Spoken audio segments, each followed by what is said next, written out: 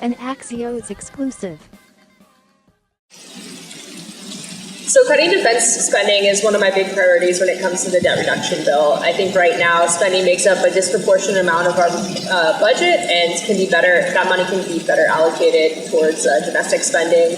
So I'm looking for a bill that includes a decrease in military spending. Yeah, so our initial bill did not include devolving K-12 education to the states. I think it's something that we're willing to work with the Senate on.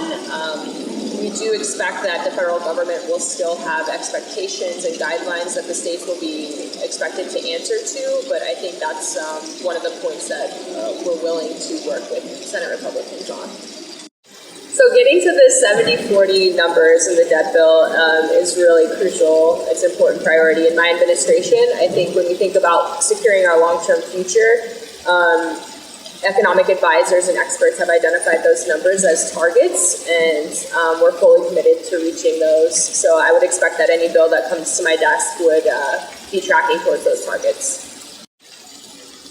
Yeah, so it's important to create a pathway to citizenship for young children who came here against their will or with family members when they were young.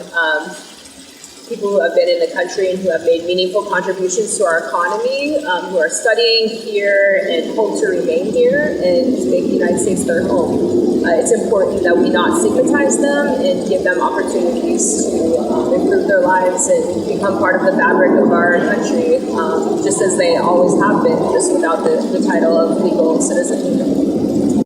Yeah, so we're thinking about border security. I know our initial bill proposed relaxing the border security a little bit, and I think that's something that we're willing to work with. I think no wall, that is an absolute non-negotiable, no new wall on the southern border, but I think in terms of border security, that's something we'd be willing to engage in further conversations with. Yeah, so Senator Ward's proposal is pretty extreme, and while we support raising caps on green cards, I think that number is just, it's unrealistic to think that would pass through the Senate, not having any caps on green cards. There does need to be a reasonable upper bound on that. Yeah, so our opinion on E-Verify is that it should not be included in any of the bills. What E-Verify does is effectively make private companies law enforcement, and we believe that E-Verify is not something that should be part of any bill. We trust that states can make their own laws related to E-Verify, so I would expect to not see E-Verify in any bill that comes my way. Yeah, so I've been really encouraged to see that there is broader agreement that a carbon tax is the way to go when it comes to climate policy.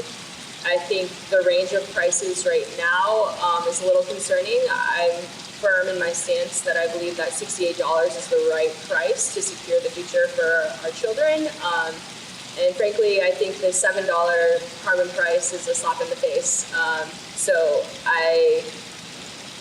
I'm committed to working with each of the parties to make sure that the price of carbon is reasonable. So I think that any action that we take when it comes to climate change, there is an expectation that other countries will pull their own weight and work alongside us. I think particularly when we're talking about the Paris Agreement, I think that's a largely symbolic gesture that in my mind is pretty straightforward. And I would expect that any bill contains that we will be rejoining the Paris Agreement